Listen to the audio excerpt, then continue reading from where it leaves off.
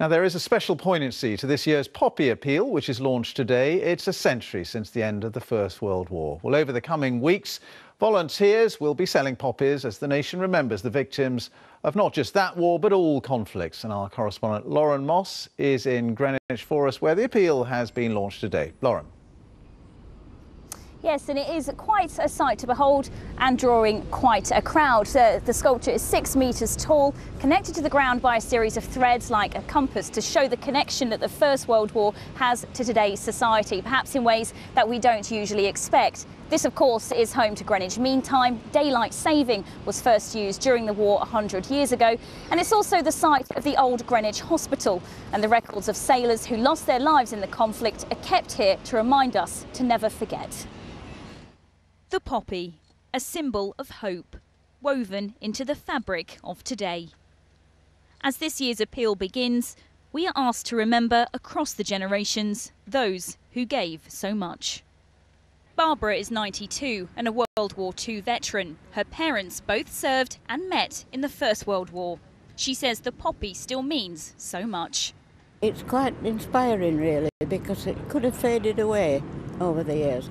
But I'm amazed and very pleased to see so many young people taking an interest now. I was helped man a stall in York a few weeks ago for the British Legion, and the number of young people coming along and contributing, and they weren't putting 50p pieces in, they were putting £10 notes and £20 notes into our bucket. We did quite well that day. Former England Rugby Union captain Lewis Moody is supporting the campaign, honouring his relatives who fought. I think it's so important to remember the sacrifices. You know, it's the centenary now, coming to the end of the centenary period. And to remember the generations like my great-grandfather and namesake that went and gave up so much so that we can enjoy the privileges that we do today, the freedom of speech and choice and the life that we have. It is 100 years since the end of the First World War, where more than 1 million British and Commonwealth soldiers lost their lives.